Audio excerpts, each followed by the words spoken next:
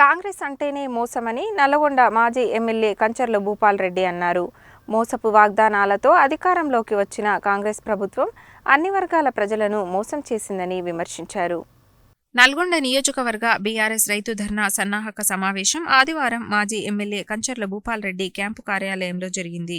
ఈ సమావేశంలో ఆయన మాట్లాడుతూ తప్పుడు వాగ్దానాలతో కాంగ్రెస్ ప్రభుత్వం రైతులను మోసం చేసిందని, రైతు రుణమాఫీ కేవలం 35% మందికి మాత్రమే చేసి చేతులు దులుపుకుందని విమర్శించారు.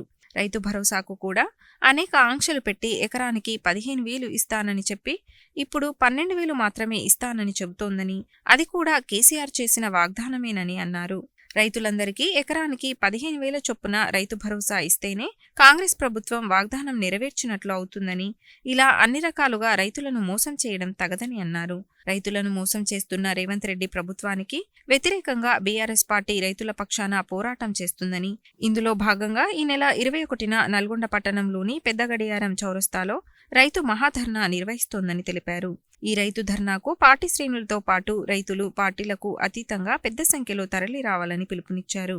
ఈ సమావేశంలో బీఆర్ఎస్ సీనియర్ నాయకులు కటికం సత్తయ్యగౌడ్, చీర పంకజ్ యాదవ్, బొర్ర సుధాకర్, మాజీ municipal chairman Mandadi Saidireddy, BRS municipal floor leader Abhimanyu Srinivas, BRS Nalgonda పట్టణ అధ్యక్షుడు భువనగిరి దేవేందర్తో పాటు పార్టీ ముఖ్య నాయకులు, ప్రజాప్రతినిధులు పాల్గొన్నారు.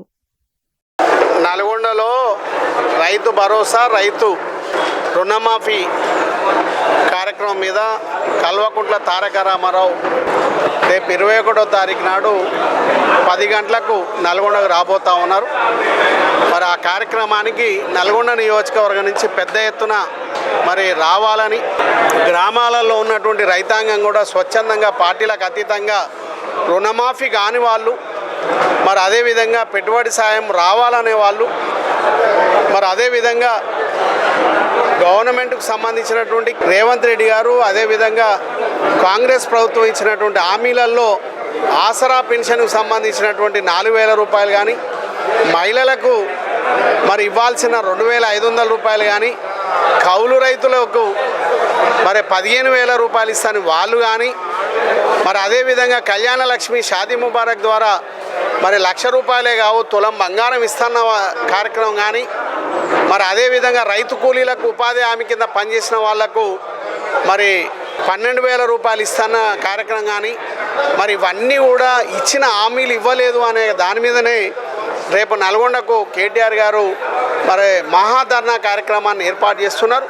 కాబట్టి స్వచ్ఛందంగా మరి అందరూ కూడా నల్గొండ నియోజకవర్గానికి సంబంధించిన ప్రజలందరూ కూడా మరి భారీ ఎత్తున ఊరూర గ్రామాన పట్టణం అందరూ కూడా కదిలి రావాలని, మరి క్లాక్ టవర్ సెంటర్కు పెద్ద ఎత్తున రావాలని ప్రతి ఒక్కరిని కూడా మనస్ఫూర్తిగా కోరుతున్నా.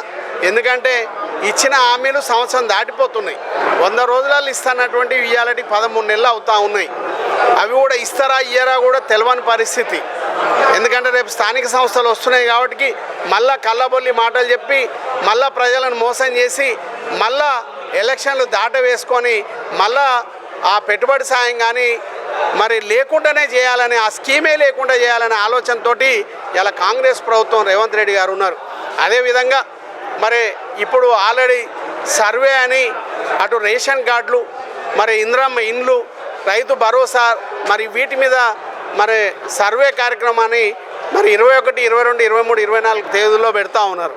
మరి ఆ ప్రజాపాలనలో అప్లికేషన్లు తీసుకున్నారు. గతంలో కూడా కేసీఆర్ గారి ప్రభుత్వం ఉన్నప్పుడు చాలామంది మాకు రేషన్ కార్డులు ఇవ్వాలని కూడా అర్జీలు పెట్టుకున్న వాళ్ళు ఉన్నారు. మరి అందులో ఒక్కొక్క వార్డులలో ఒక్కొక్క గ్రామాలలో వందలుగా ఉన్నాయి. మరి 10 మందికి 5 మందికి ఇచ్చి మరి చేతులు దులుపుకునే కార్యక్రమం చేస్తూ ఉన్నారు.